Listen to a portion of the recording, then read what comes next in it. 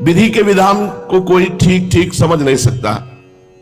जिसके पास प्रचुर परिणाम में भोजन पदार्थ है उसमें पाचन शक्ति नहीं है, और जिसमें पाचन शक्ति है उसे भोजन नहीं मिलता। बड़ा विचित्र खेल है भगवान का। एक विद्वान है ऐसे अद्भुत, घर में खाने की व्यवस्था नहीं, और जिसमें न विद्या है, न बुद्धि है, न तेज है, न बल है, अपार धन वैभव। भगवान की लीला बड़ी विचित्र है।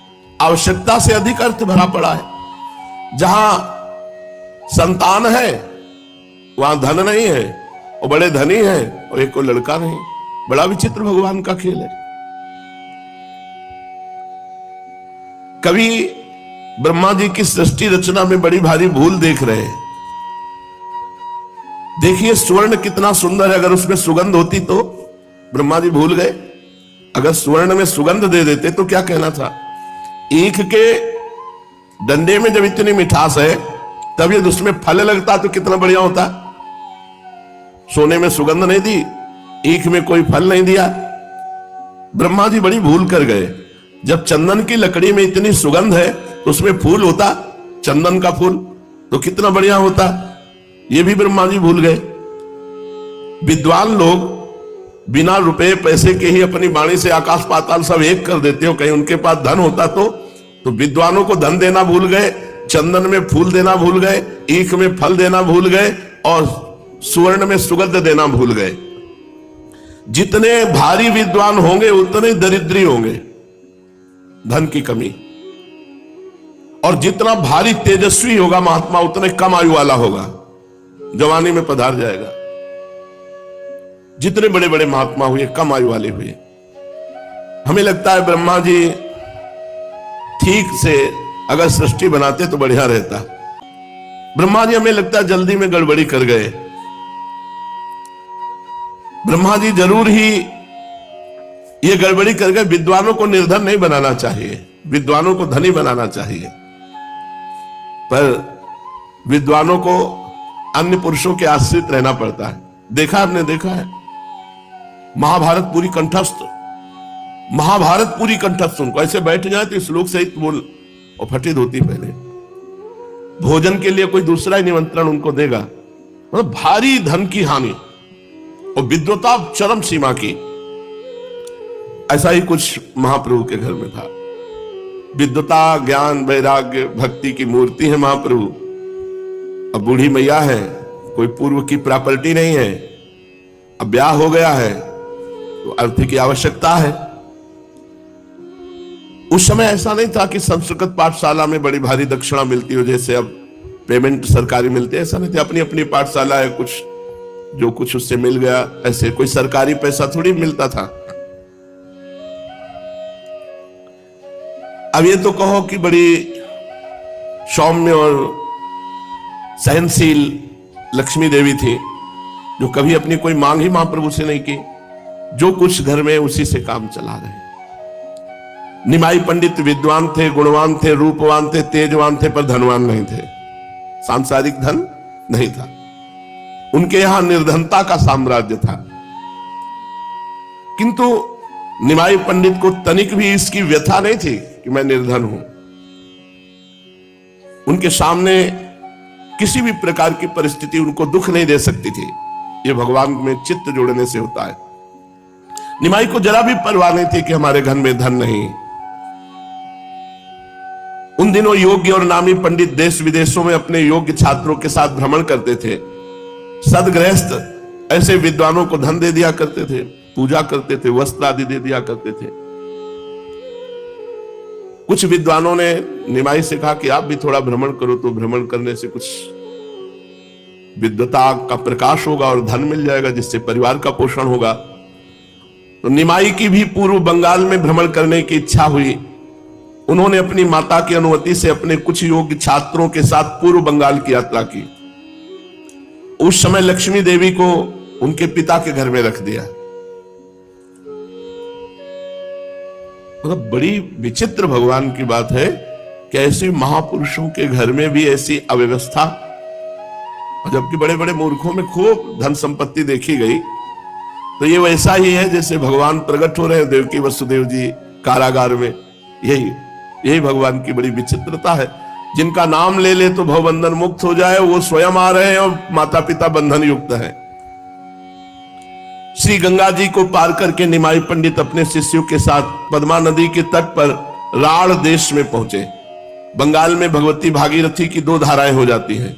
गंगा जी की मूल शाखा पूर्व की ओर जाकर जो बंगाल के उपसागर में मिली उसका नाम पद्मावती है। दूसरी जो नवद्वीप होकर गंगा सागर में जाकर समुद्र से मिली उसे भागीरथी गंगा कहते हैं। ब्रह्मपुत्र नदी के और दक्षिण तट से लेकर पद्मा नदी पर्यंत के देश को राढ़ देश कहते हैं। पहले बंगाल इसे ही कहते थे। उत्तर तट को गौड़ देश कहते थे।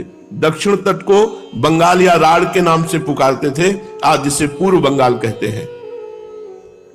गौड़ देश वालों से बंग देश वालों का आचार विचार भी कुछ कुछ भिन्न था और अब भी है। निमाई पंडित ने पद्मा के किनारे किनारे पूर्व बंगाल के बहुत से स्थानों में भ्रमण किया। जो भी लोग इनका आगमन सुनते हुए यथाशक्ति भेंट लाकर इनको समर्पित करते। वहां के विद्यार्थी कहते, हम बहुत दिनों से आपकी प्रशंसा सुन रहे हैं। आपकी लिखी हुई व्याकरण की टिप्पणी बड़ी ही सुंदर है, हमें अपने पाठ में उससे बहुत सहायता मिलती है। कोई कहते हैं आपकी पदधूल से देश पावन बन गया। आपके प्रकांड पांडित्य की हम प्रशंसा ही मात्र सुनते थे, आपके गुणों की कौन प्रशंसा कर सकता है। इस प्रकार लोग भांति भांति से निमाई की प्रशंसा करते और पूजा करते। इनके साथियों को भय था कि पंडित जी यहां भी नवद्वीप की भांति चंचलता न कर दे, किंतु महाप्रभु देश काल को समझते थे। बहुत गंभीर बर्ताव। कई मास तक ये पूर्व बंगाल में भ्रमण करते रहे, किंतु एक मिनट भी कभी चंचलता नहीं की। कई महीने गंभीर स्वभाव, एक गंभीर पंडित की भांति सदा बने रहते थे। इनसे जो जिस विषय का प्रश्न पूछता उसे उसी प्रश्न के अनुसार यथावत उत्तर देते। यहां इन्होंने वैष्णवों की कभी आलोचना नहीं की, उल्टा भगवत भक्ति का सर्वथा प्रचार किया। इन्होंने लोगों के पूछने पर भगवान नाम का महात्म्य बताया, भक्ति की श्रेष्ठता सिद्ध की और कलयुग में भक्ति मार्ग को ही सर्वश्रेष्ठ, सुलभ और सर्वोपयोगी बताया। किंतु ये बातें इन्होंने एक विद्वान पंडित की हैसियत से कही थी। जैसे विद्वानों से जो भी प्रश्न करो उसी का शास्त्रानुसार उत्तर दे देंगे। भक्ति का असली स्रोत तो इनका अभी अव्यक्त रूप से छिपा ही हुआ था, उसके प्रवाहित होने में अभी देरी थी। फिर भी इनके पांडित्यपूर्ण उत्तरों से राढ़ देशवासी श्रद्धालु मनुष्यों को बहुत लाभ हुआ। वे भगवान नाम और भक्ति के महत्व को समझ गए। उनके हृदय में भक्ति का एक नया अंकुर उत्पन्न हुआ, जिसे पीछे से गौरांग की आज्ञा अनुसार नित्यानंद प्रभु ने प्रेम से सींचकर पुष्पित, पल्लवित, फलान्वित बनाया। इस प्रकार ये शास्त्रीय उपदेश करते हुए राढ़ देश के मुख्य मुख्य स्थानों में घूमने लगे। शाम को अपने साथियों को लेकर के पद्मों में स्नान करते, घंटों एकांत में जल विहार करते रहते। लोग बड़े सत्कार से इन्हें खाने पीने की सामग्री देते। इनके साथी अपना भोजन स्वयं ही बनाते थे। इस प्रकार इनकी यात्रा के दिन आनंद से कटने लगे। एक दिन महामहिम निमाई पंडित एकांत स्थान में बैठे हुए थे। उसी समय एक तेजस्वी ब्राह्मण उनके समीप आया। ब्राह्मण के चेहरे से उसकी नम्रता, शीलता, पवित्रता और प्रभु प्राप्ति के लिए विकलता प्रकट हो रही थी। ब्राह्मण अपनी वाणी से निरंतर भगवान के सुमधुर नामों का उच्चारण कर रहा था। उसने आते ही इनके चरण पकड़ लिए और फूट फूट कर रोने लगा। इन्होंने उस ब्राह्मण को उठाकर गले से लगाया और अपना कोमल कर उसके अंग पर फेरते हुए बोले, आप ये क्या कर रहे हैं? आप तो हमारे पूज्य हैं, हम तो अभी बालक हैं, आप हमारे स्वयं पूजनीय हैं। ब्राह्मण इनके पैरों को पकड़े हुए निरंतर रुदन कर रहा था। वो कुछ सुनता ही न था, बस हिचकियां भर भर कर जोरों से रोता ही था। महाप्रभु ने आश्वासन देते हुए कहा, बताओ तो इस प्रकार रुदन क्यों कर रहे हो? तुम पर क्या विपत्ति आ गई? मंगलमय भगवान तुम्हारा भला करेंगे, मुझे अपने दुख के कारण को बताओ। प्रभु ने इस प्रकार बहुत आश्वासन जब दिया तो ब्राह्मण ने कहा, प्रभु मैं बड़ा ही अधम और साधन शून्य दीनहीन ब्राह्मण बंधु हूं। अभी तक इस संसार में मनुष्य का साध्य क्या है, उस तक पहुंचने का असली साधन कौन सा है, इस बात को नहीं समझ सका हूं। मैं सदा इसी चिंता में मग्न रहा करता था कि साध्य साधन का निर्णय कैसे हो। भगवान से नित्य प्रार्थना किया करता था कि भगवान मैं तुम्हारी स्तुति प्रार्थना कुछ नहीं जानता, आपको कैसे पुकारा जाता है ये बात भी नहीं जानता। इस दीनहीन कंगाल को आप स्वयं ही किसी प्रकार साध्य साधन का तत्व समझा दीजिए। अंतर्यामी भगवान ने मेरी प्रार्थना सुन ली। कल रात में मैं सो रहा था, स्वप्न में एक महापुरुष ने आकर मुझसे कहा, पूर्व बंगाल में जो आजकल निमाई पंडित भ्रमण कर रहे हैं, उन्हें तुम साधारण पंडित ही ना समझो, वे साक्षात नारायण स्वरूप है। उन्हीं के पास तुम चले जाओ, वे तुम्हारी शंका का समाधान करके तुम्हें साध्य साधन का मर्म समझावेंगे। बस आंख खुलते ही मैं इधर चला आया हूं। आज मेरा जीवन सफल हुआ, मैं श्री चरणों के दर्शन करके कृतकृत्य हो गया। प्रभु तनिक मुस्कुराए और फिर धीरे धीरे तपन मिश्र से कहने लगे, इनका नाम तपन मिश्र था। महाभाग, आपके ऊपर श्री कृष्ण भगवान की बड़ी कृपा है, आपकी अंतरात्मा अत्यंत पवित्र है, इसीलिए आप सभी में भगवत भाव करते हैं। मनुष्य जैसी भावना किया करता है, वैसे ही रात्रि में स्वप्न देखता है। आप इस बात को सत्य समझें और किसी के सामने प्रकाशित न करें। तपन मिश्र ने हाथ जोड़कर कहा, प्रभु मुझे भुलाइए नहीं, अब तो मैं सर्वतोभावेन आपकी शरण में आ गया हूं। जैसे भी उचित समझे मुझे अपनाइए और मेरी शंका का समाधान कीजिए। प्रभु ने हंसते हुए पूछा, अच्छा तुम क्या पूछना चाहते हो, तुम्हारी शंका क्या है? दीन भाव से तपन मिश्र ने कहा, प्रभु इस कलिकाल में प्राचीन साधन जो शास्त्रों में सुने जाते हैं, उनका होना तो असंभव है। समयानुसार कोई सरल, सुंदर और सर्वश्रेष्ठ साधन बताइए और किसको साध्य मानकर उस साधन को करें। प्रभु थोड़ी देर चुप रहे, फिर बड़े ही प्रेम के साथ तपन मिश्र से बोले, विप्रवर, प्रभु प्राप्ति ही मनुष्य का मुख्य साध्य है। उसकी प्राप्ति के लिए प्रत्येक युग में अलग अलग साधन होते हैं। सतयुग में ध्यान ही मुख्य साधन समझा जाता था। त्रेता में बड़े बड़े यज्ञों के द्वारा उस यज्ञ पुरुष भगवान की अर्चना की जाती थी। द्वापर में पूजा अर्चा के द्वारा प्रभु प्रसन्नता समझी जाती थी। किंतु कलयुग में केवल भगवान नाम जप, भगवान नाम कीर्तन से ही भगवत प्राप्ति है। कृते अध्यायतो विष्णु त्रेतायाम यजतो मखई द्वापरे परिचर्यायाम कलौ तद्धरि कीर्तना। कलयुग में केवल नाम जप, नाम कीर्तन से भगवत प्राप्ति है। त्रेता में यज्ञों के द्वारा, सतयुग में ध्यान के द्वारा, द्वापर में पूजा के द्वारा, कलयुग में केवल भगवान नाम जप, भगवान कीर्तन। बस सब साधनों को छोड़कर हरिनाम का ही आश्रय पकड़ना चाहिए। भगवान व्यास देव ने 3 बार प्रतिज्ञा करते हुए कहा, हरिर नाम हरिर नाम एव केवलम कलौ नास्तेव नास्तेव नास्तेव गतिरन्यथा। कलयुग में केवल हरि का ही नाम सार है। मैं प्रतिज्ञा करके कहता हूं, कलयुग में हरिनाम को छोड़कर दूसरी गति नहीं है, नहीं है, नहीं है। लोग हरिनाम का महात्म न समझकर संसार में भांति भांति की यातनाएं सह रहे हैं। जो भगवान नाम की महिमा समझ लेगा, फिर उसे भव बाधाएं व्यथा पहुंचा ही नहीं सकती। मैं तुम्हें सार से सार बात, गुह से गुह साधन बताए देता हूं। इसे खूब यत्न पूर्वक स्मरण करना और इसे ही अपने जीवन का मूल मंत्र समझना। संसार सर्प दष्टानां मेकमेव सुभेषजम सर्वदा सर्वकालेषु सर्वत्र हरिचिंतनम। सार बात है, संसार रूपी सर्प के काटे हुए मनुष्य के लिए एक ही सर्वोत्तम औषधि है। वो ये कि हर समय, हर काल में, हर स्थान में निरंतर हरि स्मरण ही करता रहना चाहिए। प्रभु के मुख से साधन का गुह्य रहस्य सुनकर मिश्र जी को बड़ा ही आनंद हुआ। आनंद के कारण उनकी आंखों में से अश्रुधारा बहने लगी। उन्होंने रोते रोते प्रभु के चरण पकड़कर प्रार्थना की, प्रभु आपकी असीम अनुकंपा से आज मेरे सभी संशयों का मूलोच्छेदन हो गया। अब मुझे कोई भी शंका नहीं रही। अब मेरी यही अंतिम प्रार्थना है कि मुझे श्री चरणों से पृथक न कीजिए, सदा श्री चरणों के ही समीप बना रहूं, ऐसी आज्ञा प्रदान कीजिए। प्रभु ने कहा, अभी नहीं, अभी काशी जाओ, काशी में जाकर निवास करो।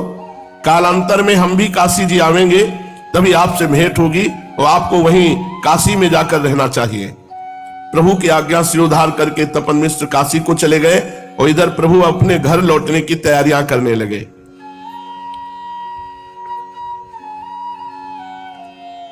बड़े बड़े महापुरुषों के जीवन में बड़े बड़े दुख आए हैं। अब जब कुछ धन और कुछ भोग सामग्री लेकर लौटे महाप्रभु,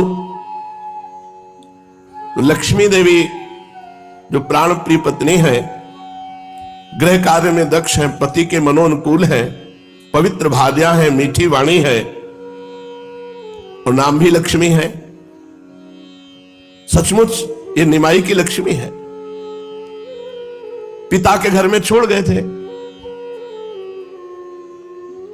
अब भगवान का ऐसा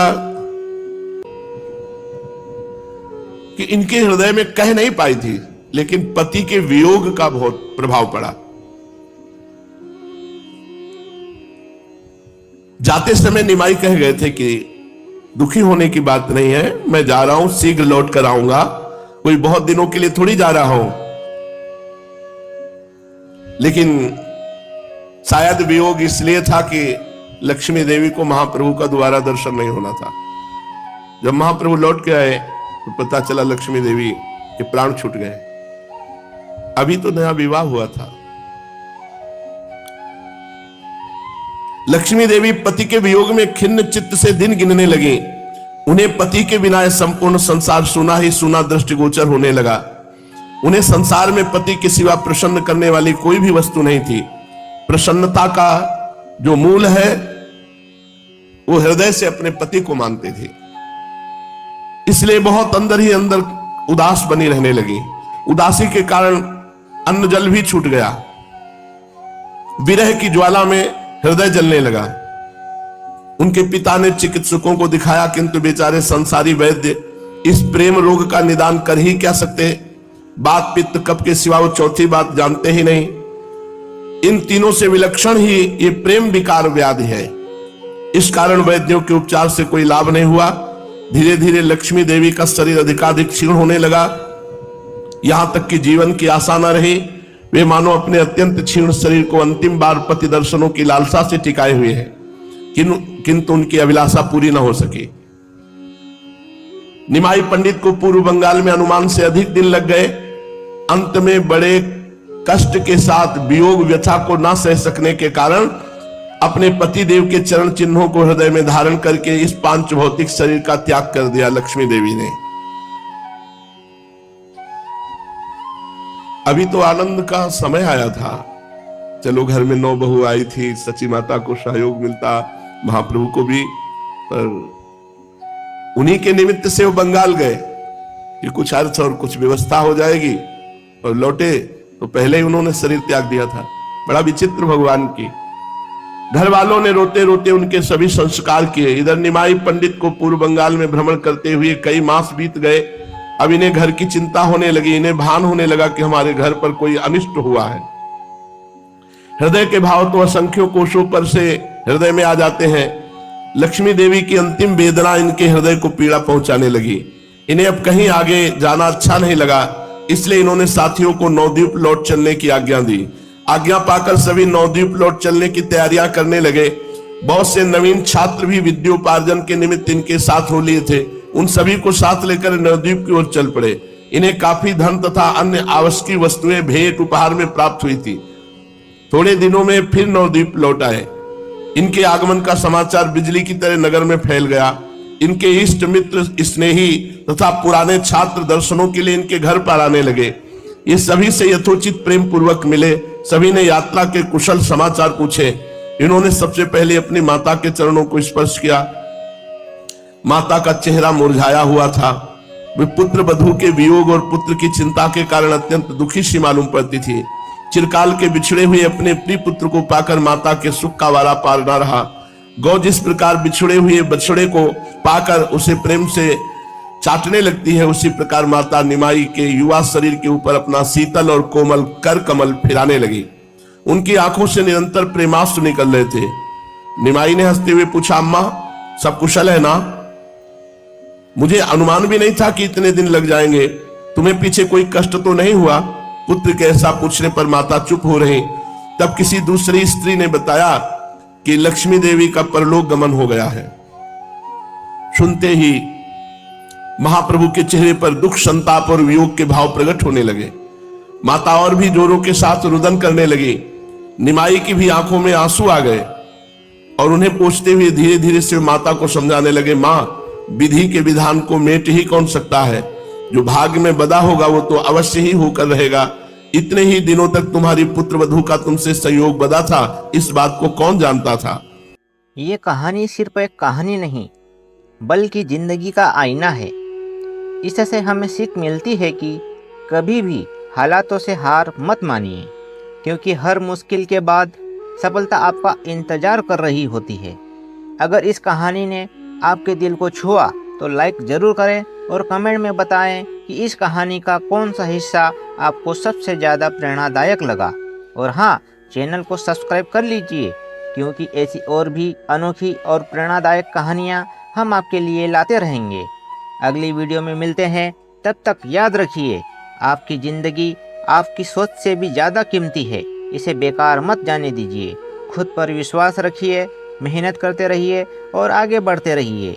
राधे राधे।